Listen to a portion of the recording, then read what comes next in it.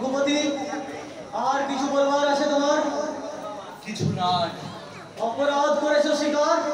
অপরাধ অপরাধ করেছি বটে, মার পূজা করতে পারিনি শেষ। মোহে মূঢ় হয়ে বিলম্ব করেছি অকারণে, তারই শাস্তি দিতেছেন দেবী। তুমি উপলক্ষ্য মাত্র। শোনো সর্বলোক, আমার নিয়মে পবিত্র পূজার চলে যে মহান্ত দিবে জীববলি কিংবা করিবে তারই উদ্যোগ রাজ আজ্ঞা তুচ্ছ করি নির্বাসন দণ্ড তার প্রতি। রঘুপতি 8 বর্ষ করিবে নির্বাসন যাপন। তোমারে আসিবে রেখে সৈন্য 4 জন রাজ্যের বাহিরে। দেবী ছাড়া এই জগতে এই জানু নত হয়নি আর কারো কাছে। আমি বিপ্র, তুমি শূদ্র। তবু তবু করজোড়ে নত জানু আজ আমি এই প্রার্থনা করি। 2 দিন দাও মোরে অবসর, শ্রাবণের শেষ 2 দিন। তারপর শরতের প্রথম প্রত্যুষে চলে যাব তোমার এই অভিশপ্ত দগ্ধ রাজ্য হতে, আর ফিরাইব না মুখ। 2 দিন দিনু অবসর। মহারাজ, রাজধীরাজ, করুণা সাগর, কৃপা অবতার, ধুলির অভাবী, দীন ভাজ। নিয়ে যাও। নক্ষত্ররায়, স্বীকার করো অপরাধ করো।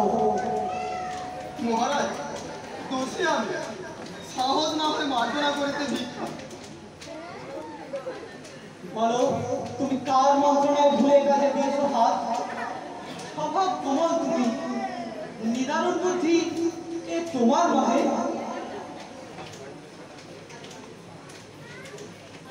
আর কারে দিব দোষ, আর কারে দিব দোষ? লবণা লবণা এই পাপ মুখে আর কারো নাম। আমি আমি শুধু একা অপরাধী, আপনার পাপ মন্ত্রণায় আপনি ভুলেছি। কত দোষ ক্ষমা করিয়া তুই নির্বোধ ভাতা, বারবার ক্ষমা করো ভাই, বারবার ক্ষমা করো। নক্ষত্র, চরণ ছেড়ে ওঠো।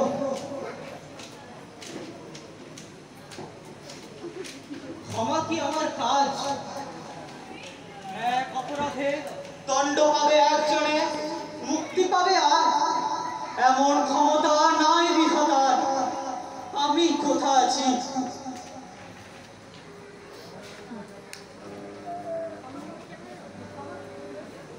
ক্ষমা করো নক্ষত্র, তোমার ভাই, ক্ষমা করো। শোনো সর্বলোক, যতক্ষণ এই আসনে রয়েছি ভাই বন্ধু কেহ নাহি মোর। প্রমাণ হইয়া গেছে অপরাধ ছাড়াই ত্রিপুর রাজ্য সীমা। ব্রহ্মপুত্র নদী তীরে রয়েছে রাজগৃহ তীর্থস্থান্তরে।